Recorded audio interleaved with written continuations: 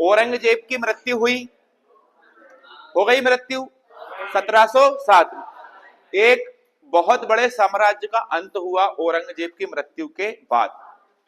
औरंगजेब एक दुष्ट आतताई शासन चलाया उसने, ठीक है, लेकिन जब इसकी मृत्यु हुई तो इसकी मृत्यु के बाद ऐसी स्थिति आ गई कि भारत के साम्राज्य में अब तक जो नहीं देखा था किसी ने, वो चीजें देखने के लिए मिली। ऐसे ऐसे शासक आए जो महिलाओं के कपड़े पहन के डांस करते हुए दरबार में जा रहे थे। ऐसे ऐसे बादशाह आए औरंगजेब की मृत्यु के बाद में जो वेश्याओं से प्रेम कर रहे हैं। तो औरंगजेब की मृत्यु के बाद का जो समय है उसे हम उत्तर मुगल काल कहते हैं, क्योंकि मुगल काल किसे कहते हैं? बाबर, हुमायूं, अकबर, जहांगीर, शाहजहां, औरंगजेब, ये 6-7 जो शासक थे, 6 शासक थे, इनको मुगल काल के दौरान पढ़ा जाता है।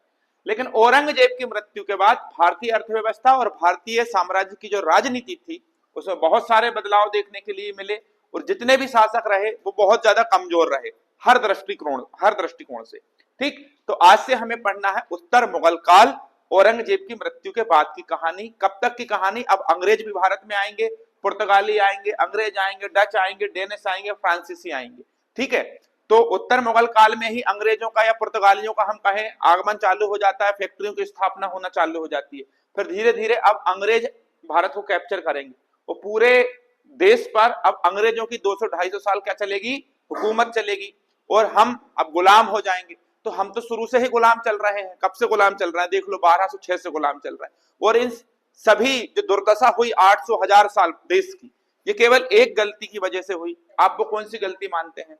मोहम्मद गोरी को पृथ्वीराज चौहान अगर माफ नहीं किए होते तो शायद मोहम्मद गोरी भारत नहीं जीत पाता, दिल्ली की गद्दी पर नहीं बैठ पाता। मोहम्मद गोरी नहीं बैठ पाता तो गुलाम वंश नहीं आता, खिलजी वंश नहीं आता, तुगलक नहीं आता, सैयद नहीं आता, लोधी नहीं आता, बाबर का अटैक नहीं होता। तो इन सब चीजों से बचा जा सकता था और अंग्रेजों को भी हम आराम से दबा सकते थे उस दौरान।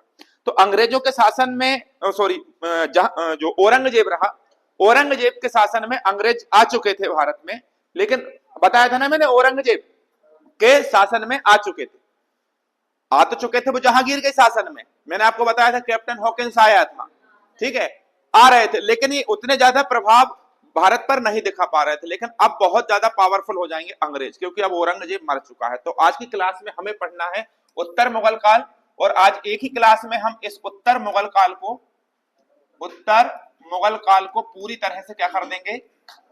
खत्म कर देंगे, उत्तर मुगल काल। ठीक है, चलिए शुरुआत करते हैं। देखो भाई, 1707 में जब औरंगजेब की मृत्यु होती है तो औरंगजेब की मृत्यु कहां पर होती है? अहमदनगर में। कहां होती है? अहमदनगर। तो औरंगजेब की जब मृत्यु होती है तो औरंगजेब के 3 लड़के होते हैं। औरंगजेब की कितनी गलतियां होती हैं? 3। औरंगजेब की कितनी गलतियां होती है? 3। एक होता है मुअज्जम, एक होता है आजम, और एक होता है कामबख्श। कितने लड़के होते हैं इसके? 3। अब जब औरंगजेब की मृत्यु हुई तो औरंगजेब समझदार था। औरंगजेब ने मृत्यु से पहले ही अपनी जो रियासतें थी उनको अपने तीनों बेटे में बराबर बराबर भागों में बांट दी। लेकिन उसके बाद भी राजा बनने के लिए, ज्यादा साम्राज्य को पाने के लिए ये तीनों लड़के आपस में लड़ाई करने के लिए लग जाते हैं। तो 1717 में 2 युद्ध होते हैं। एक युद्ध होता है जजाओ का युद्ध और एक युद्ध होता है बीजापुर का युद्ध। एक जजाओ का युद्ध और एक बीजापुर का युद्ध। मुअज्जम और आजम के बीच में जो युद्ध हुआ उसे हम क्या कहेंगे? जजाओ का युद्ध। और मुअज्जम और कामबख्श के बीच में जो युद्ध हुआ उसे हम क्या कहेंगे? बीजापुर। स्पष्ट तरीके से हम समझ सकते हैं कि मुअज्जम और आजम के बीच में जो युद्ध हुआ इसमें मुअज्जम जीता और आजम हार गया। ठीक है, अब जब आजम हार गया तो अब अगला युद्ध किससे होगा? मुअज्जम और कामबख्श से। तो इसमें भी कौन जीत गया? मुअज्जम। इस प्रकार गद्दी पर कौन बैठ जाता है? मुअज्जम। कौन बैठ जाता है? मुअज्जम। मुअज्जम गद्दी पर बैठ जाता है। कब बैठ जाता है? 1707। कब गद्दी पर बैठ जाता है? 1707। और लगभग 5 साल ये शासन करता है, 1712 तक। कब तक शासन करता है? 1712 तक ये शासन करता है। ठीक है, लेकिन मुअज्जम जिस समय युद्ध कर रहा था अपने दोनों भाइयों से, आजम और कामबख्श से, तो इसकी मदद की थी किसने? गुरु गोविंद सिंह ने। किसने की थी? और गुरु गोविंद सिंह की मदद से ये गद्दी पर बैठ पाया। कौन? मुअज्जम। मतलब अब दिल्ली सल्तनत के, मतलब दिल्ली जब राजधानी है तो दिल्ली राजधानी पर बैठने के लिए या दिल्ली की गद्दी पर बैठने के लिए सिखों का वर्चस्व, सिखों का प्रभाव ज्यादा सुदृढ़ हो गया है। ठीक है, आप शुरुआत से देख रहे आ रहे हैं कि अर्जुन देव को भी फांसी पर लटका दिया, तेग बहादुर को भी मार दिया, गुरु गोविंद सिंह के दोनों बच्चों को जिंदा दीवार में चुनवा दिया था औरंगजेब ने। लेकिन फिर गोविंद सिंह ने आगे चल के राजनीति में बहुत ज्यादा हस्तक्षेप किया, इनका हस्तक्षेप रहा। मुअज्जम को क्या कर दिया? गद्दी पर बैठा दिया।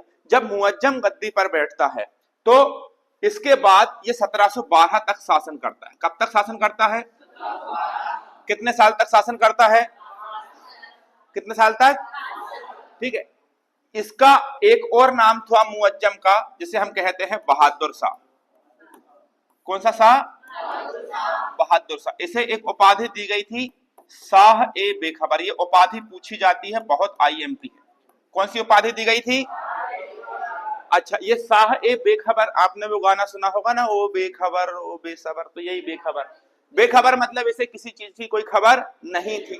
ये युद्ध में जीत जाता है, लेकिन राजकीय जो कार्य होते हैं उसमें इसकी ज्यादा अभिरुचि नहीं थी, इसकी ज्यादा मतलब ये रुचि नहीं लेता था राजकीय कार्यों में, इसलिए इसे शाह ए बेखबर के नाम से जाना जाता है। किस नाम से जाना जाता है? ठीक है, अब ये लापरवाह भी बहुत था, ये लापरवाह भी बहुत था, इसलिए इसको बेखबर के नाम से जानते हैं। लेकिन जब इसकी डेथ होती है, अब किसकी डेथ हो जाएगी बताओ? किसकी? बहादुर शाह। तो यहां देखिए, बहादुर शाह जब मरता है, बहादुर शाह जब मरता है तो इसके कितने लड़के होते हैं? 4। कितने लड़के होते हैं? इसके कितने लड़के होते हैं? 4। पहला लड़का होता है जहांदार शाह, जहांदार। दूसरा होता है अजीमुस्सान, अजीमुस्सान, अजीमुस्सान। तीसरा होता है जमान शाह। कौन होता है? और चौथा होता है रफी उस्सान, रफी उस्सान। कितने लड़के होते हैं इसके? 4। किसके? बहादुर शाह। क्या बताया बेटा कि औरंगजेब की डेथ हुई 1707 में, उसके तीनों लड़के आपस में लड़े, मुअज्जम, आजम, कामबख्श। मुअज्जम और आजम, मुअज्जम और कामबख्श के बीच में जजाओ और बीजापुर का युद्ध हुआ। इस युद्ध में मुअज्जम जीत जाता है। इसकी मदद किसके द्वारा की गई थी? गुरु गोविंद सिंह के। इसे हम शाह ए बेखबर के नाम से भी जानते हैं। इसका नाम क्या है? बहादुर शाह। जब बहादुर शाह की डेथ होती है, जब ये मर जाता है, तो इसके चारों लड़के आपस में क्या करने जाते हैं? लड़ने लग जाते हैं। ये इतना भयंकर लड़ते हैं, इतना भयंकर लड़ते हैं कि जो मुगल बादशाह होता है, जो किंग होता है, उसकी लाश 1 महीने तक सड़ते रहती है। कितने महीने तक? 1 महीने तक इनके बाप की लाश सड़ते रही, लेकिन इनको बाप की लाश को छोड़ के साम्राज्य को पाने की उत्तेजना कुछ ज्यादा ही थी। इन्होंने बाप की लाश की तरफ ध्यान, 1 महीने तक इसका सब सड़ता रहा था। ठीक, और अंत में इन चारों में जीत कौन जाता है? जहांदार से। कौन जीत जाता है? कौन जीत जाता है? अब जहांदार शाह कब बैठ जाता है गद्दी पर? 1712 में। 5 साल इसके बाप ने शासन किया, 1707 से 1712। 1712 से अब गद्दी पर कौन बैठ जाएगा? जहांदार। कौन बैठ जाएगा? तो अब हमें क्या पढ़ना है? जहांदार शाह। ठीक है, इसको इस तरफ कर दूं? ठीक है, यहां पर चलिए, बहुत बढ़िया। अब यहां पर हम पढ़ेंगे जहांदार शाह के बारे में। जहांदार शाह, देखिए इसे हम लंपट मूर्ख कहते हैं। क्या कहते हैं? लंपट मूर्ख। इसने लगभग 8-9 महीने, 1 साल तक शासन किया। 1712 से 1713 तक इसने शासन किया। ठीक है, इसने अपना वजीर बनाया था जुल्फिकार खान को। जुल्फिकार खान, सुनिए, ये क्या, कौन था इसका? वजीर। कौन था इसका? वजीर।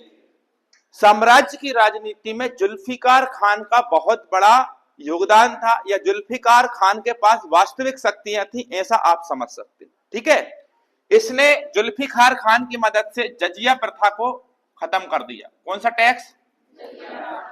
जजिया कर को खत्म किया, और यहां पर एक पद्धति लाया, इजारा पद्धति। कौन सी पद्धति? इजारा पद्धति में यह है कि जो लगान होता है, जिसे हम टैक्स कहते हैं, ठीक है, जैसे जमीन की जो उपज होती है, कितनी उपज निकाली गई भाई, कितना पैसा कमाया किसानों ने, तो उन किसानों के आसपास में जितने भी गांव हैं, तो उस सभी गांवों को मिलाकर एक व्यक्ति को नियुक्त किया। वो व्यक्ति गांव के सभी किसानों से टैक्स वसूल करेगा और कहां पर भेजेगा? राजा के पास। तो इसे हम जजिया प्रथा कहते थे, जो गैर मुस्लिमों पर लगाया जाता था। मैं पढ़ा चुका हूं यार इसको बहुत अच्छे से डिटेल में, तो ज्यादा इसी की बात नहीं करूं। लेकिन जजिया प्रथा खत्म करके इसने इजारा पद्धति लेकर आया। इजारा पद्धति में उस एक व्यक्ति से जो टैक्स वसूलता है, उससे इसने बोला कि तू मुझे साल का इतना रुपया दे दे, इतना रुपया दे दे। इतना मतलब वो राशि को फिक्स कर दिया कि 10 लाख रुपए चाहिए इस गांव से। उसके बाद तुझे जितना टैक्स लेना है ले, अपने पास रख, जो करना है तू वो कर, मुझे 10 लाख रुपए दे दे। तो इससे किसानों का बहुत ज्यादा शोषण होना चालू हो गया। क्योंकि भाई देखो, अगर मैं मनीष से बोल दूं कि आप सब लोगों से भाई, जैसे मान लो 1000 रुपए फीस है, तो आपसे 1000 रुपए ले लो। तो मैं आपसे बोल दूं कि भाई मान लीजिए 500 बच्चे हैं, तो 1000 के हिसाब से मुझे कितने दे दे? 5 लाख दे दे। 5 लाख मुझे महीने के दे दे, उसके ऊपर तू जितना कमा सके वो सब तेरा। अब ये 1500 रुपए फीस रख देगा, 500 रुपए पर बच्चा इसके ऊपर कमाई हो जाएगी, हाँ या ना? इस प्रकार तो इसमें आपका शोषण होगा। उस समय इजारा पद्धति में किसानों का बहुत ज्यादा क्या हुआ था? शोषण। क्या हुआ था? शोषण। अब भैया जी को प्रेम हो जाता है, रंगीले तो रहे ही हैं इन लोग, ठीक है। इनको प्यार हुआ तो किससे हुआ? वेश्या से प्यार हुआ। किससे प्यार हुआ? वेश्या से प्यार हुआ। और वेश्या का नाम था लाल कुंवारी। लाल कुंवारी, लाल कुंवारी बहुत खूबसूरत थी। तो इसने उससे बोला जाके कि मैंने तुमसे ज्यादा खूबसूरत महिला कभी कोई देखी ही नहीं, हाँ कि नहीं? देखी ही नहीं। तो प्रेम में पड़ गया, बहुत प्रेम किया, बहुत प्रेम किया, बहुत प्रेम किया। अब सुनिए, जहांदार सा एक ऐसा शासक था, ये महिलाओं के कपड़े पहन के दरबार में पहुंच जाता था। किसके दरबार में? अपने ही दरबार में, महिलाओं के दरबार में नहीं। महिलाओं के कपड़े पहनकर दरबार में पहुंच जाता था। वो रहता ना ऐसे नीचे से बहुत चौड़ा रहता, स्कार्ट बोलते, क्या बोलते उसको? लहंगा। लहंगा पहन के, कुछ भी पहन के दरबार में जा रहा है, ठीक है। और कभी कभी ये व्यक्ति नग्न ही पहुंच जाता था, बिना कपड़ों के ही दरबार में पहुंच जाता था। ऐसे ऐसे शासन देखे हैं भाई साहब। अगर किसी से बोलो कि हमारा भारत देश में, चलो ठीक है, अकबर ठीक है, बोलने लायक है कि यार भले वो कैसा भी था, लेकिन हाँ भाई अकबर ने शासन किया, ठीक है। लेकिन ऐसे ऐसे लोगों ने शासन किया है, ऐसे ऐसे लोगों ने शासन किया।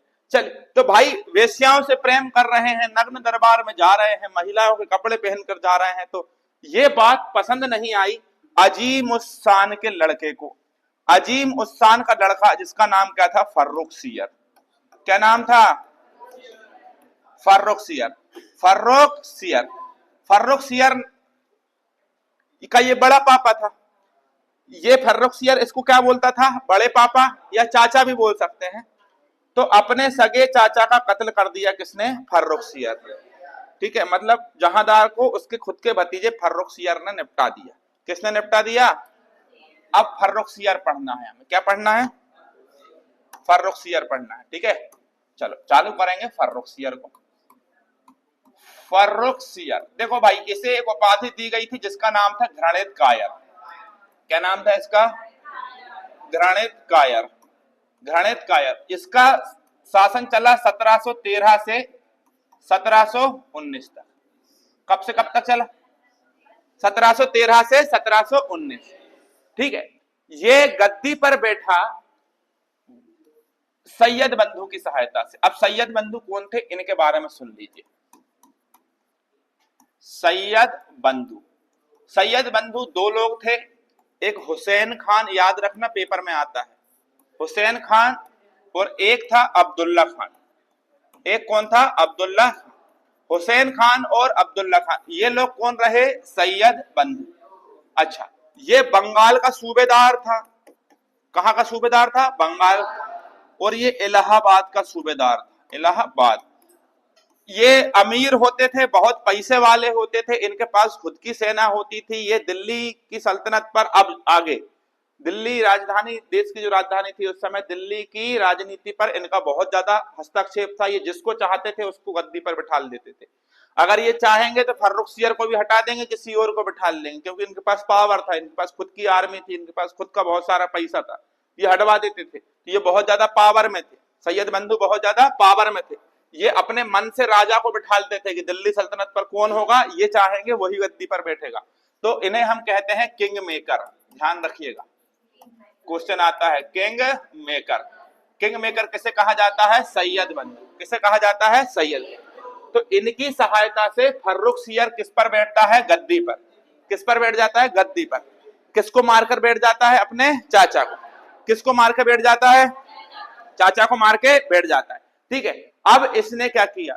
इसने बंदा बहादुर की हत्या करी। अब देखो बंदा बहादुर कौन है, जब मैं आपको सिख धर्म पढ़ाऊंगा तो उसमें बहुत अच्छे से आपको बंदा बहादुर के बारे में पढ़ाऊंगा।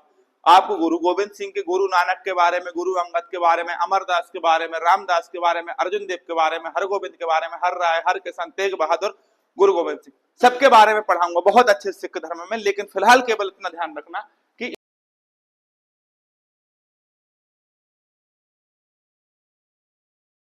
सिंह सिखों के 10वें गुरु थे।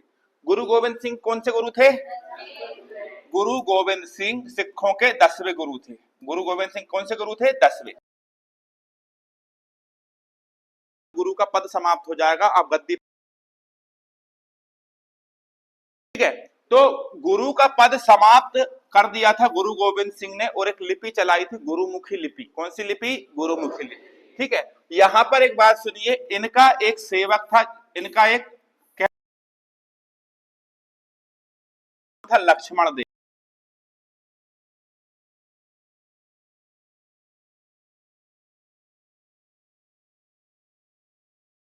देव का जन्म जम्मू कश्मीर में हुआ था। बचपन से ही ये बहुत ज्यादा प्रभावशाली और बहुत पावरफुल रहे। इनकी बुद्धि बहुत ज्यादा थी, गुणवान थे, समझ रहे हो कि नहीं, बहुत ज्यादा समझदार थे। एक समय क्या हुआ कि ये इन्होंने मतलब बचपन में ही बहुत सारी ज्ञान पा लिया था, तीरंदाजी, घुड़सवारी, तलवारबाजी, बहुत अच्छे एक योद्धा बन गए थे। 16 साल की उम्र में इनने वैराग्य धारण कर लिया और सब कुछ छोड़ दिया। कहानी क्यों? क्योंकि इन्होंने एक बार ये शिकार पर गए। कौन? लक्ष्मण देव है। लक्ष्मण देव जब शिकार पर जाते हैं तो एक हिरन के ऊपर ये तीर चला देते हैं। जब वो हिरन को पास जाकर देखते तो वो हिरन तो मर गई थी, लेकिन उसके पेट में बच्चा था, मतलब वो हिरन गर्भवती थी, तो उसका बच्चा भी मर जाता है।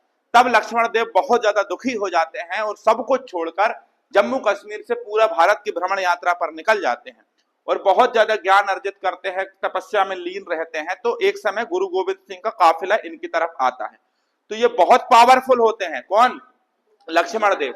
इनको बहुत सारा तंत्र मंत्र जादू टोटका ये सीख चुके होते हैं, भयंकर तपस्या कर चुके होते हैं ईश्वर की प्राप्ति के लिए। गुरु गोविंद सिंह को देख के इनको लगता है कि ये शायद मुझ पर अटैक करने के लिए आ रहा है, तो ये पूरे जादू टोने पूरे करके गुरु गोविंद सिंह के ऊपर अटैक करता है। लेकिन वो पूरे जादू टोने गुरु गोविंद के ऊपर जाके क्या हो जाते हैं? निष्क्रिय हो जाते हैं, निष्फल हो जाते हैं। तो ये समझ जाता है कि गुरु गोविंद सिंह कोई आम नागरिक नहीं है। ठीक है, तो ये गुरु गोविंद सिंह के चरण में जाकर बोलता है कि मैं आपका आज से दास हूं, सेवक हूं, आप जो बोले आपकी सेवा करना ही मेरा धर्म है। ठीक है, इसको ये लगा कि जिस ईश्वर को पाने की मैं कोशिश कर रहा हूं वही ईश्वर गुरु गोविंद सिंह है। तो गुरु गोविंद सिंह इसे बंदा बहादुर की उपाधि देते हैं। कौन सी उपाधि देते हैं? बंदा बहादुर। ठीक है, अब बंदा बहादुर जो होता है भाई, ये गुरु गोविंद सिंह के साथ चलने लगता है। तो गुरु गोविंद सिंह के दोनों बच्चों को दीवार में चुनवा दिया था। तो गुरु गोविंद सिंह एक अभियान पे निकले थे, 80,000 लोगों की सेना को गठित किया था इन्होंने। किसने? गुरु गोविंद सिंह ने। इन्होंने बंदा बहादुर को बोला कि तू जा और जाकर चढ़ाई कर।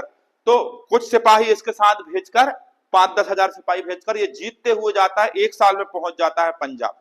वो पंजाब जाके जीत लेता है और जीतने के बाद इनका युद्ध जो होता है बंदा बहादुर, और बीच में ही किसकी डेथ हो चुकी होती है? गुरु गोविंद सिंह की। जब ये अभियान पे निकल है, ठीक है, एक डाकू के द्वारा, तो बंदा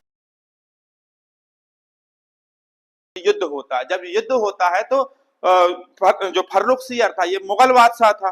अब मुगल बादशाह था तो उसके पास भयंकर सेना तो उसके पास भी लगभग 1 लाख की थी, लेकिन उसके पास तोप, गोले, बारूद और बंदूकें थी जो इनके पास नहीं थी। इनके पास केवल क्या था? तलवार। बंदा बहादुर है, मतलब जाते हैं। जब ये पकड़ा जाते हैं तो कहानी कुछ यूं होती है कि इनको पकड़कर फर्रुखसियर अपने दरबार में लेकर आता है और दरबार में लाने के बाद इनसे कहता है कि तुम इस्लाम धर्म कबूल करो, क्योंकि उस समय गुरु गोविंद सिंह की डेथ के बाद में जितने भी सिख संप्रदाय के लोग थे वो किसको फॉलो कर रहे थे? बंदा बहादुर। अगर बंदा बहादुर ने इस्लाम धर्म कबूल कर लिया तो पंजाब के जितने भी सिख रहेंगे वो सबके सब कौन सा धर्म कबूल कर लेंगे? इस्लाम धर्म। और पंजाब पर बिना किसी लड़ाई के किसका अधिकार हो जाएगा? फर्रुखसियर का। तो ये कहकर बंदा बहादुर ने बोला कि मैं इस्लाम कबूल नहीं करूंगा। नहीं किया तो चिमटे से इनके हिस्से की पूरी, इनके शरीर की पूरी खाल को चिमटे से लोचा गया। ठीक है, टुकड़े टुकड़े इनके शरीर के लोचे गए। फिर भी इन्होंने इनकी पत्नी को मार डाला, उसके बाद भी इन्होंने इस्लाम कबूल नहीं किया। इनके नाखून उचकाए गए, गरम सरिये करके, वो यही बहुत खतरनाक प्रताड़ना दी गई। आंखों में गरम गरम लाल जो लोहा रहता ना, आंखों में डाल दिए गए। इनकी डेथ हो गई, लेकिन इन्होंने कौन सा धर्म कबूल नहीं किया? इस्लाम धर्म। तो ध्यान रखिएगा, बंदा बहादुर की हत्या किसने करवाई थी? और बंदा बहादुर के साथ 740 और भी सिख संप्रदाय के लोग थे जिनको क्या कर दिया गया? मार दिया गया। आगे चल के ध्यान रखो, 1717 की अगर हम बात करें, किसकी बात करें? 1717, एक साल बाद। तो 1717 में ये जो फर्रुखसियर होता है ये गुप्त रोग से ग्रसित हो जाता है। कौन सा रोग? गुप्त रोग। और उस समय डॉक्टर खुराना नहीं थे। ठीक है, इनको इतनी, डॉक्टर खुराना मिले हर बुधवार सरकारी अस्पताल के पीछे एक गल है, हर रविवार। तुमको बड़ा पता है भाई, शुभम को पता है। तो गुप्त रोग हो जाता है इसको। तो पूरे भारत के अच्छे अच्छे वेद को ये दिखा चुका होता है, लेकिन ये जो है ठीक नहीं होता। लेकिन उसी क्रम में एक अंग्रेज ईस्ट इंडिया कंपनी का, कौन की बात कर रहे हैं? ईस्ट इंडिया कंपनी का एक प्रतिनिधि मंडल भारत में आता है। प्रतिनिधि मंडल। अच्छा, ये प्रतिनिधि मंडल क्या होता है इसको समझिए। प्रतिनिधि मतलब ईस्ट इंडिया कंपनी के कुछ लोग यहाँ पर आते हैं जो फर्रुखसियर से, अब देखो मतलब अंग्रेजों का प्रभाव बढ़ जाएगा राजनीति में, भारत की राजनीति में। अंग्रेज भारत में आते हैं और अंग्रेज भारत में आके भारत में व्यापार करने की अनुमति प्राप्त करने की कोशिश करते हैं। लेकिन ये तो रहा गुप्त रोगी जो ठीक ही नहीं हो रहा है। तो इस प्रतिनिधि मंडल में एक व्यक्ति आया था जिसका नाम था जॉन सरमन। IMP है, ध्यान रखिए। जॉन सरमन इसकी बीमारी को ठीक करने में सफल हो जाता है और इसको उस बीमारी से मुक्ति मिल जाती है। तो इससे फर्रुखसियर बहुत खुश होता है और 3000 रुपए के बदले बंगाल में व्यापार करने की क्या दे देता है? ये अनुमति दे देता है। ये इसकी बहुत बड़ी गलती रही। किसकी? फर्रुखसियर। ठीक है, आगे चल के पढ़ाऊंगा किसे शाही फरमान कहते हैं, किसे मैग्ना कार्टा का अधिकार कहते हैं। तो आगे जब मैं पढ़ाऊंगा ना आपको अंग्रेज ईस्ट इंडिया कंपनी के बारे में, तो वो यही चीजें आपको फिर से पढ़ना है। लेकिन ध्यान रखिएगा, बहुत उलझी हुई हिस्ट्री है। अभी तक मैंने आपको क्रम से पढ़ाते हुए आया, लेकिन आप अभी देखो, अभी आपने बंदा बहादुर पढ़ा, आगे चल के आप फिर बंदा बहादुर पढ़ोगे सिख धर्म में। अभी आपको मैंने जॉन सरमन के बारे में बताया, आगे में फिर आपको जब ईस्ट इंडिया कंपनी पढ़ाऊंगा तो फिर बताना पड़ेगा मुझे। तो उलझी हुई है, लेकिन मैंने पूरी कोशिश की है एक क्रम से चीजों को सजाने की। तुम लोग क्या चल रहा है? तुम्हारा मस्ती कर रहे हो? खड़े हो, तू खड़े जल्दी, खड़े हो जा। बंदा बहादुर के बचपन का नाम क्या था?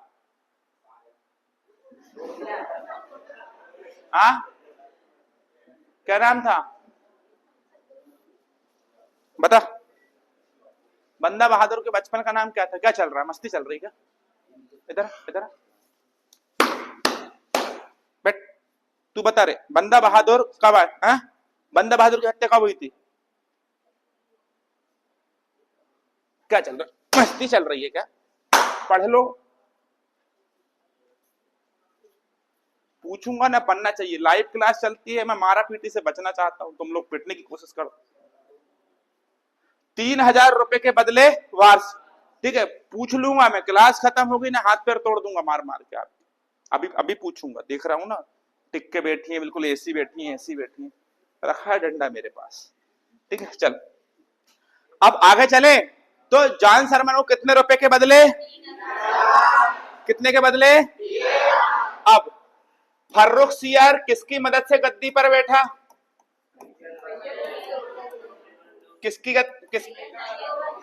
सैयद बंधु की सहायता से गद्दी पर बैठा। किसकी सहायता से? सैयद बंधु की सहायता से। ठीक है, तो ध्यान रखिएगा, ऑनलाइन वाले अगर देखेंगे तो ये बोले सब चलती क्लास में कौन मारता है। मत क्लास खराब कराया करो यार। फर्रुखसियर ये सोचता है कि अगर ये मुझे बिठाल सकते हैं गद्दी पर तो ये मुझे हटा भी सकते हैं। हटा सकते हैं कि नहीं हटा सकते हैं भाई, क्योंकि पावर में है। फर्रुखसियर से सैयद बंधु टैक्स लेना चालू कर देते हैं। फर्रुखसियर बोलता है मैं एक्स टैक्स नहीं दूंगा, और फर्रुखसियर इनको गद्दी से हटाने का प्रयास करता है। कौन? फर्रुखसियर। लेकिन गद्दी से हटाने का प्रयास करता है, ये बात पता चल जाती है किसको? सैयद बंधु जाते हैं बालाजी विश्वनाथ से मिलने के लिए। बालाजी विश्वनाथ, अब बालाजी विश्वनाथ कौन है ये समझिए, ये पेशवा है। ये कौन है? पेशवा, मराठा साम्राज्य के। अब इस समय पर शिवाजी, उनके लड़के जो है वो शहीद हो चुके हैं सब। ठीक है, अब आप बोल रहे हो पढ़ा है तो है ही नहीं, उनको शहीद कैसे हो गए? पढ़ेंगे आगे, मैं वही तो बता रहा हूँ, हिस्ट्री उलझी हुई है बहुत, कोई और पढ़ाएगा बिल्कुल भी समझ में नहीं है। लेकिन फिलहाल इतना ध्यान रखिए, बालाजी विश्वनाथ की मदद से, और एक और राजा थे अजीत सिंह। एक कौन से महाराजा थे? इनकी मदद से इसको आपदस्थ कर दिया गया। क्या कर दिया गया? आपदस्थ कर दिया गया।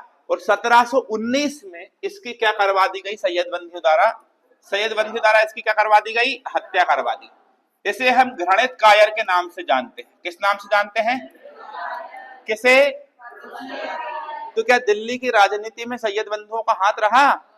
क्या वो किंग मेकर थे? हाँ। ध्यान रखिएगा, फर्रुखसियर ने जय सिंह को सवाई की उपाधि दी थी। जय सिंह को कौन सी उपाधि दी थी? सवाई। तो सवाई राजा कौन रहे? जय सिंह। और जय सिंह को सवाई की उपाधि किसने दी थी? एक बात और ध्यान रखना, फर्रुखसियर ने तीर्थ यात्रा कर समाप्त कर दिया था। कौन सा यात्रा कर? तीर्थ यात्रा कर किसने समाप्त किया था? फर्रुखसियर। फर्रुखसियर को कब मरवा दिया गया? 1719। अब 1719 में एक अगला व्यक्ति आया, रफी उद दरजात। ये शासक बनता है, लेकिन इसको टीबी हो जाती है, जिसके कारण इसकी क्या हो जाती है? मौत। क्या हो जाती है? मौत। ठीक है, तो इसके बाद 1700, ध्यान रखिएगा, मुगल वंश में सबसे कम समय तक बैठने वाला अगर कोई शासक था तो रफी उद दरजात। इसके बाद 1719 में ही आता है रफी उद दौला। कौन आता है? रफी उद दौला। ये गद्दी पर आता है, लेकिन इसको दस्त लग जाते हैं, और दस्त लगने से इसकी क्या हो जाती है? मौत। तो किस मुगल शासक की मौत पेचिश के कारण हुई थी बताएं? रफी। कौन सा मुगल शासक ऐसा था जिसको टीबी हो गई और उसकी मौत हो गई? मुगल वंश पे सबसे कम समय तक शासन करने वाला। अब एक व्यक्ति आएगा, अगला शासक, जिसका नाम होगा मोहम्मद शाह। 1719 में मोहम्मद शाह, ये 1719 में गद्दी पर बैठता है और 1748 तक गद्दी पर शासन करते रहता है। मोहम्मद शाह को रंगीला बादशाह कहा जाता है। क्या कहा जाता है? क्या कहा जाता है? देखो, इसका एक बहुत प्यारा दोस्त था जिसका नाम था चिनकिलिच खान। क्या नाम था? गाड़ी की किलिज नहीं, चिनकिलिच खान। चिनकिलिच खान को मोहम्मद शाह ने बोला कि सैयद बंधु को हटाना बहुत आवश्यक है। हालांकि मुझे भी उन्होंने बनाया, लेकिन मुझसे पहले जो व्यक्ति था, कौन? फर्रुखसियर, उसको उन्होंने ही बिठाया था, उन्होंने ही मरवा दिया, वो मुझे भी मरवा सकते हैं। तो मोहम्मद शाह जो है, जिसे रंगीला बादशाह कहते हैं, इसने चिनकिलिच खान से बोला कि सैयद बंधु की हत्या करवा दो। तो चिनकिलिच खान के साथ मिलकर मोहम्मद शाह ने किसे मरवा दिया? सैयद बंधु की हत्या किसने करवाई थी? आपसे पूछे थे मोहम्मद शाह। इसमें हेल्प किसने की थी? चिनकिलिच खान। अब चिनकिलिच खान बदले में कहता है कि मैं हैदराबाद नाम का नगर बसाऊंगा, तो हैदराबाद बसाया इसने। हैदराबाद किसने बसाया? बहुत आईएमपी है, क्वेश्चन पूछा जाता है, ध्यान रखिए। हैदराबाद किसने बसाया? अब अवध, अवध की बात करें तो अवध को बसाएंगे शहादत खान। कौन? शहादत खान ने क्या बसाया? आगे बात करें बंगाल, बंगाल को बसाएगा मुर्शीद कुली खान। कौन बसाएगा? मुर्शीद कुली खान, मुर्शीद कुली खान। यहां पर ये मुर्शीद कुली खान आगे चल के इसकी बहुत भयंकर भूमिका रहती। 1757 में प्लासी का युद्ध होता है ना, और फिर बक्सर का युद्ध होता है, तो इसी की सब करतूतें रहती, पढ़ाएंगे आगे चल के, ठीक है। उसके बाद अगर मैं आपसे बात करूं मेरे भाई, ठीक है, उसके बाद अगर मैं आपसे बात करूं तो अवध किसने बसाया? शहादत खान। हैदराबाद किसने बसाया? चिनकिलज खान। बंगाल किसने बसाया? किसने? एक और ध्यान रखना, कर्नाटक, कर्नाटक बसाया था सादातुल्ला खान। किसने बसाया? अब इन्हें हमें याद करना, ठीक है। हैदराबाद, हैदराबाद किसने बसाया? किसने बसाया? हाँ कि नहीं? अब देखो, किल्लिज ऐसे याद कर लेना, किल्लिज पकड़ने के बाद में गैर डाला जाता है। बाद में क्या डाला जाता है? गैर। किल्लिज पकड़ने के बाद में, कौन सा बाद है ये? हैदराबाद। किल्लिज पकड़ेंगे, किल्लिज के बाद गैर डाला, बाद मतलब हैदराबाद। किल्लिज, किल्लिज बाद, किल्लिज बाद, क्या बोलोगे? चिनकिलज खान हैदराबाद। अवध, अवध का यहां सुनो वध, और वध का मतलब शहादत, मर जाना, तो अवध मतलब वध, और वध कर दिया या शहादत को भेज दिया, ठीक है, शहादत खान। बंगाल, बंगाल में मुर्शीद कुली खान। अब इसको याद कर लेना, बंगाल मतलब बंगले में, और बंगले में कौन है भैया? कुली। बंगले में कौन है? कुली, सामान रखने के लिए जा रहा है। कर्नाटक, कर्नाटक, नाटक कर, वो बोले मैं नाटक नहीं करूंगा, करना पड़ेगा तुझे, नाटक तुझे करना पड़ेगा। तू नाटक करेगी या तू नाटक करेगा तो तुझे सदा नाटक करना पड़ेगा। कुछ ऐसे लोग होते हैं ना जो सदा नाटक करते रहते, तो सदा नाटक करो। सदा नाटक मतलब कर्नाटक सादातुल्ला खान, बंगाल मुर्शीद कुली खान, अवध शहादत खान, चिनकिलज खान ने क्या बसाया? हैदराबाद। बेटा ये क्वेश्चन आते हैं, ठीक है, ध्यान रखिएगा, इनको अभी याद कर लो, कर सको तो, ठीक है। चलो, अभी हम कौन सा शासक पढ़ रहे हैं? मोहम्मद शाह रंगीला। कौन पढ़ रहे हैं मेरे बच्चे? मोहम्मद शाह रंगीला के समय, मोहम्मद शाह रंगीला के शासनकाल को हम पढ़ रहे हैं, ठीक है। अब एक बात सुनो, इसके शासनकाल को हिजड़ों का शासनकाल कहा जाता है। क्या कहा जाता है? हिजड़ों का शासनकाल कहा जाता है, ठीक है, ध्यान रखिएगा। क्यों कहा जाता है? सुनिए, वो भी हम बताते हैं, सुनिए। ये बहुत ज्यादा रंगीला, बहुत ही ज्यादा रंगीला, ठीक है। कुछ लोग ये कहते हैं कि इसको पुरुषों के साथ रहना पसंद था। किसके साथ रहना पसंद था? पुरुषों के साथ रहना पसंद था। किसको? मोहम्मद शाह, ठीक है, पुरुषों के साथ रहना पसंद था। ये भी महिलाओं के वस्त्र पहनता था। किसके वस्त्र पहनता था? और किसके साथ रहता था? पुरुषों के साथ, ठीक है। और इसके बारे में बात सुनो, ये अपने दरबार में जो वो थे ना, क्या बोलते हैं इनको, दरबार में जो बैठते हैं मंत्री मंत्री, उनको बोलता था कि एक काम करो, तुम लोग कल से है ना बिल्कुल घुंघरू घुंघरू पहन के आओ, बिल्कुल महिलाओं के कपड़े पहन के आओ। जो जितना अच्छा महिलाओं के वेशभूषा बना के आता था उसको इनाम दिया जाता था, वाह वाह वाह वाह ऐसी कहा जाता था। तो सब लोग महिलाओं के कपड़े घुंघरू पहन के आ रहे हैं, बिल्कुल महिलाओं का मेकअप लिपस्टिक उपिस्टिक लगा के आ रहे हैं, इस प्रकार का था। और इसकी मूर्खता देखो, इसने अपने घोड़े को वजीर के पद, हालांकि इसके समय पर बहुत सारे वजीर रहे, लेकिन इसका एक घोड़ा था जिसको उसको भी इसने वजीर बनाया था, और उसके अपने सिंहासन के बगल में उसने उसको सिंहासन लगाया था, तो घोड़े को भी क्या बनाया था? वजीर। तो समझ रहे हो कि नहीं? तो ये एक प्रकार का बहुत ज्यादा रंगीला बादशाह था। मतलब दिल्ली की गद्दी पर ऐसे ऐसे लोगों ने शासन किया यार कि आप क्या ही बताओ कि हमारे भारत के भी ये शासक रहे हैं, हाँ कि नहीं? तो मतलब देखो आप कैसे कैसे लोग शासन कर रहे हैं। अब भारत की राजनीतिक अर्थव्यवस्था, राजनीतिक स्थिति, भारतीय अर्थव्यवस्था और भारत की गरिमा इतनी ज्यादा मतलब उस समय पर नीचे गिर गई थी कि यहाँ के चर्चे विदेशों में होने लगे थे। कहाँ होने लगे थे? विदेशों में होने लगे थे। तो एक ईरान का व्यक्ति था जिसका नाम था नादिर शाह। नादिर शाह को पता लगता है कि भैया बहुत कमजोर शासन चल रहा है भारत में, तो नादिर शाह क्या करता है? भारत लूटने के लिए आता है, और भारत लूटकर बहुत भयंकर इसके दरबार में घुस के तबाही मचाता है। ये पूरा मतलब दिल्ली, और सुनिए लड़ाई होती है, हालांकि इसके समय पर लड़ाई बड़ाई होती है, तो ये दिल्ली से पहले ही नादिर शाह को रोकने के लिए चला जाता है, पूरी सेना वेना लेकर बोलता है दिल्ली में घुसने से पहले ही नादिर शाह को वहीं रोक के अपन युद्ध करेंगे।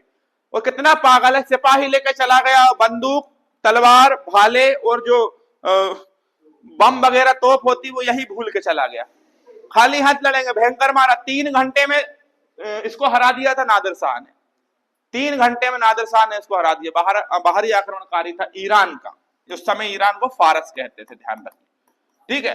अब वो आके दिल्ली में घुस जाता है, मोहम्मद शाह को सामने, मोहम्मद शाह ऐसे खड़े हैं, नादिर शाह बैठा है इसके सिंहासन पर, मयूर सिंहासन। उस समय मैंने आपको पढ़ाया था कि शाहजहां ने मयूर सिंहासन बनाया था, जिसको हम तख्त ए ताउस के नाम से भी जानते हैं। इसका स्थापत्यकार कौन था? बादल खान।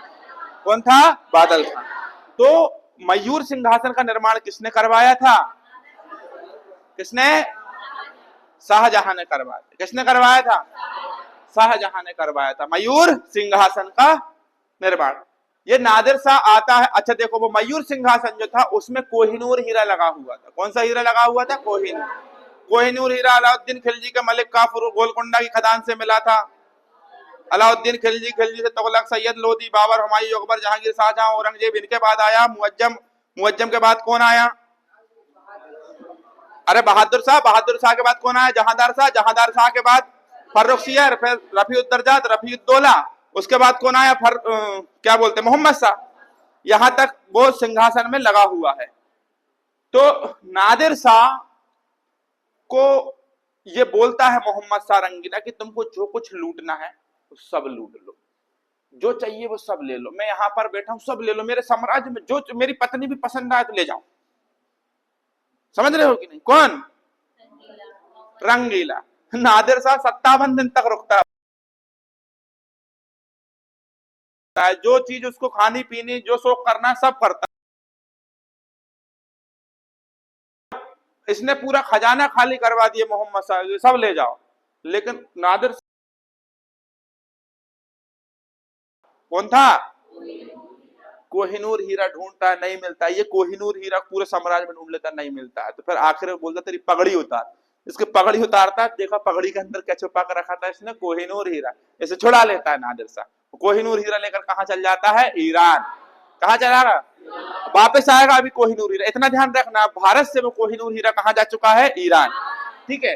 और साथ में मयूर सिंहासन या तख्त कहां चला जाता है? बैठने वाला भारत का अंतिम सुल्तान या भारत का अंतिम बादशाह कौन था? मोहम्मद शाह। किसकी मौत टीबी से हुई थी? किससे हुई थी? सबसे कम समय तक दिल्ली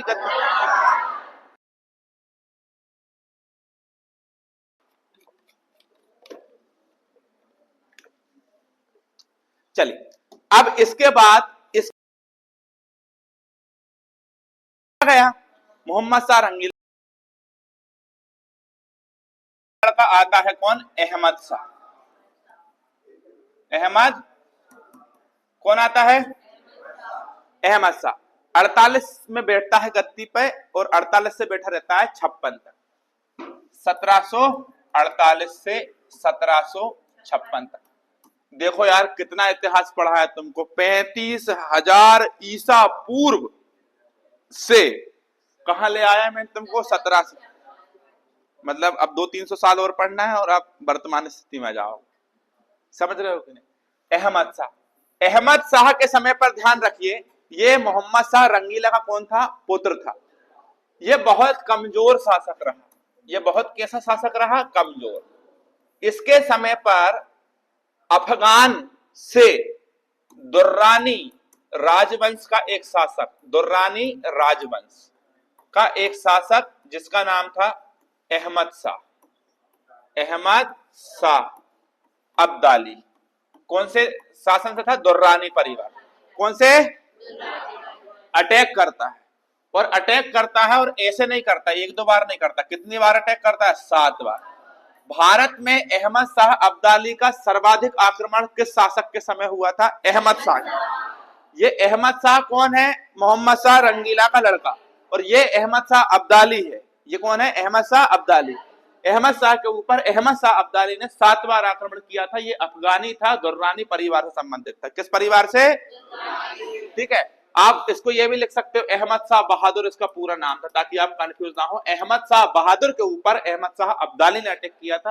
कितनी बार किया था? 7 बार। सर्वाधिक अटैक किया था कौन ने? अहमद शाह अब्दाली। कितनी बार अटैक किया था? 7 बार। अब इसके बाद अपन क्या पढ़ेंगे? अब अपन पढ़ेंगे आलमगीर। इसके बाद गद्दी पर कौन आएगा? आलमगीर। 56 तक बैठा, 1756 से 1757 तक। यहां पर गद्दी पर कौन बैठेगा? आलमगीर। कौन बैठेगा? आलमगीर।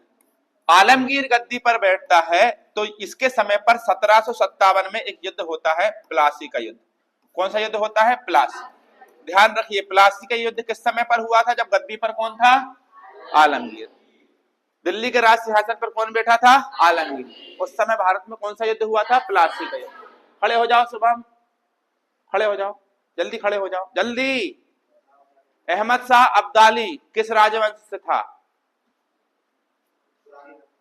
हाँ, ये कहां से आया था? ईरान, फारस से आया था। बहुत बढ़िया। क्या चल रहा है भाई? आज मन नहीं लग रहा, गर्मी ज्यादा है क्या? कहां से आया थे? कहां ध्यान है क्या? इधर मस्ती कर देते बट कहां से आया था? अफगानिस्तान से आया था। कौन आया था अफगानिस्तान से? अहमद शाह। ध्यान रखना, बहुत मारूंगा नहीं तो। ठीक है, अब 57 के बाद गद्दी पर कौन बैठता है? शाह आलम। कौन बैठता है? शुभम मजा आया कि नहीं? नहीं आया? शाह आलम कब बैठेगा गद्दी पे? 1757। कब बैठेगा गद्दी पर? 1757। ठीक है, 1757 कह सकते हैं, लेकिन इस समय पर एक टुचपुंज ये छोटे छोटे शासक रहे। मेन इसका 1759 से शासन प्रारंभ हुआ था और चला था 1806 तक। बहुत लंबा शासन था इसका। 1759 से 1806। कब से कब तक? 1806 तक। बात समझ में आ रही है कि नहीं? क्या नाम है इसका? शाह आलम। ठीक है, ध्यान रखिएगा, इसके समय पर पानीपत का कौन सा युद्ध हुआ था? तीसरा। कौन सा युद्ध हुआ था? इसी के समय पर पानीपत का 1761 में हुआ था तीसरा युद्ध। पढ़ेंगे आगे, ठीक है। पानीपत का तृतीय युद्ध ये मराठाओं से हुआ था, ध्यान रखना है ना। पानीपत। इसके समय पर एक और युद्ध हुआ था, बक्सर का युद्ध 1764 में।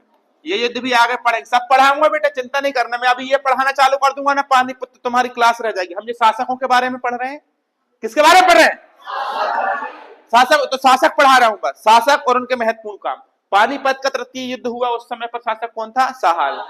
बक्सर का युद्ध हुआ, उस समय पर कौन था? एक और ध्यान रखना, इलाहाबाद की संधि हुई थी इसके समय। कौन सी संधि हुई थी? इलाहाबाद की संधि हुई थी। इलाहाबाद की संधि कब हुई थी? 1765। उस समय किसके साथ हुई थी? इसी के साथ हुई थी। इसी के साथ हुई थी। इसका नाम क्या है? शाह आलम। क्या नाम है इसका? क्या नाम है इसका? शाह आलम। ठीक है, अब ये 1806 तक रहता है शाह आलम। कब तक रहता है? 1806 तक। ठीक है, अब एक सुनिए, एक व्यक्ति था जिसका नाम है गुलाम कादिर। क्या नाम है? गुलाम कादिर। गुलाम कादिर के द्वारा इसे क्या बना दिया जाता है? अंधा बना दिया जाता है। क्या बना दिया जाता है? अंधा। तो इतिहास में अंधा बादशाह के नाम से किसे जाना जाता है? किससे जाना जाता है? शाह आलम। किस नाम से जाना जाता है? शाह आलम। चलिए बताएं, अहमद शाह के समय किसका अटैक हुआ था? अहमद शाह अब्दाली। अहमद शाह अब्दाली कितनी बार अटैक किया था? कितनी बार अटैक किया था? कितनी बार अटैक किया था? अब 1806 से 1837 तक। हाँ, मैं आ रहा हूं फिर वापस उधर ही पीछे आ रहा हूं। 1837 तक गद्दी पर कौन बैठेगा? अकबर द्वितीय। कौन बैठेगा? भगवान ने मुझे चुन चुन के बच्चे भेजे हैं, एक नंबर चुन चुन के भेजे हैं, बढ़िया। अकबर द्वितीय ने राजा राममोहन राय से कहा, किससे कहा? कि मेरे ऊपर केस चल रहा है, इस केस को लड़ने के लिए आप इंग्लैंड जाओ। कहां जाओ? तो राजा राममोहन राय कुप्रथाओं पर विश्वास नहीं करते थे, क्योंकि उस समय इंग्लैंड को मतलब कहते हैं 7 समुंदर पार जाना। गाना भी ना, 7 समुंदर पार में तेरे पीछे पीछे। तो 7 समुंदर पार राजा राममोहन राय इसलिए जाने को इच्छुक हुए ताकि वो खुद जाए और भारतीय लोगों से ये कहे कि भैया अछूत नहीं है, मतलब ये मानते थे कि 7 समुंदर पार अगर चला गया तो वो अछूत है। तो ये भ्रम मिटाने के लिए गए, इनका केस लड़ने के लिए गए, और वहीं राजा राममोहन राय की क्या हो गई थी? मृत्यु हो गई थी। ठीक है, वहीं क्या हो गई थी? इनकी मृत्यु हो गई थी। ठीक है, राजा राममोहन राय को इन्होंने राजा की उपाधि दी थी। किसकी उपाधि दी थी? राजा की उपाधि। ठीक है, अकबर द्वितीय ने हिंदू और मुसलमान की एकता, हिंदू मुसलमान की एकता के लिए इन्होंने बहुत बल लगाया और इन्होंने दोनों को एक समान बनाने के लिए एक उत्सव चलाया। इसका नाम है फूलों वाली सैर, और ये त्योहार आज भी दिल्ली में मनाया जाता है हिंदू मुस्लिम एकता के लिए। आखिर फूलों वाले, आखिर में आ गए ना वहीं। अभी तक इतना तुमने आतंक किया, मंदिर तोड़े, सब किया, आखिर में आ गए ना एकता के लिए। समझ में आ गया कि अगर एक नहीं हुए तो दिक्कत हो जाएगी। ठीक है, यही काम अगर पहले के राजा महाराजा कर लेते तो फिर आज भारत की स्थिति कुछ और होती। तुमने हिंदू मंदिरों को तोड़ने की जगह कोई नए आर्किटेक्चर का निर्माण करते, इतना जो तुमने आतंक मचाया उसकी जगह देश को आगे बढ़ाने का प्रयास करते, नए नए विश्वविद्यालय खुलवाते, नए नए बांध बनवाते, बड़े बड़े काम करते, तो हम कहते कि तुम महान थे। तुमने क्या किया? दारुल हरब को दारुल इस्लाम में चेंज करने की कोशिश की। तुमने अलग विभाग बनाया जिससे मुसलमानों को हिंदू में कन्वर्ट, हिंदू को मुसलमानों में।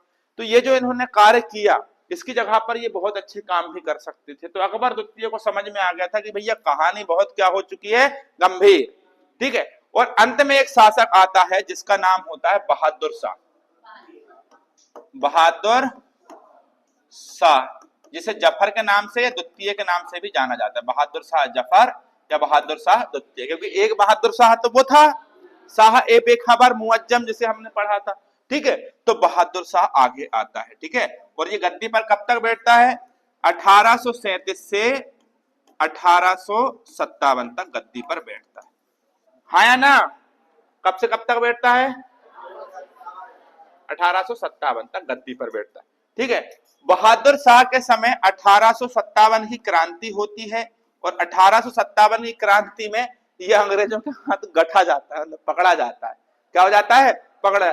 तो इसको बंदी बना के अंग्रेज कहा, मतलब अंग्रेजों ने तो बहुत बुरी स्थिति करी यार इन लोगों की, आखिरी में इसको बंदी बनाया और निकल जा। मतलब मुगल बादशाह को, जिस समय मुगल बादशाह अकबर के शासन काल में अफगानिस्तान से लेकर बंगाल तक शासन था, है ना, उस समय कहानी देखो क्या हो रही है। मुगल बादशाह को बंदी बनाकर रंगून भेज दिया। रंगून जिसे हम बोलते हैं काला पानी, रंगून। रंगून कहां पर है? म्यांमार। रंगून कहां पर है? म्यांमार। काला पानी भेज दिया। और महारानी विक्टोरिया ने एक घोषणा पत्र लिखा, कब? 1 नवंबर 1858 को घोषणा पत्र लिखा, और इस घोषणा में इन्होंने कहा कि मुगल एम्पायर अब पूरी तरह से क्या हो चुका है? खत्म हो चुका है। मुगल एम्पायर कब खत्म हुआ था? 1 नवंबर खत्म मुगल साम्राज्य। इसके बारे में कहा जाता है कि इसको दफन होने के लिए अपनी ही सरजमी, अपनी ही जगह नहीं नसीब हुई। किसको? मुगल वंश के अंतिम शासक कौन हुए? कौन हुए? और यहाँ पर 1 नवंबर 1858 को महारानी विक्टोरिया के घोषणा पत्र से मुगल वंश क्या हो गया? समाप्त, खत्म। अब आपको कोई मुगल शासक नहीं पढ़ना, अब आप आजाद हुए। ठीक है, खत्म। अब कल से हम क्या पढ़ेंगे? Modern history. ठीक है, चालू करें? आज से चालू कर दें? कल से करें? कल से करें, ठीक। तो थैंक यू सो मच। जय हिंद। Take care.